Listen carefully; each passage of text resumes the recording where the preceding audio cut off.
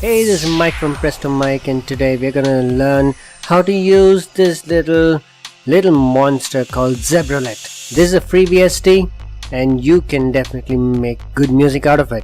So without further ado, let's get started.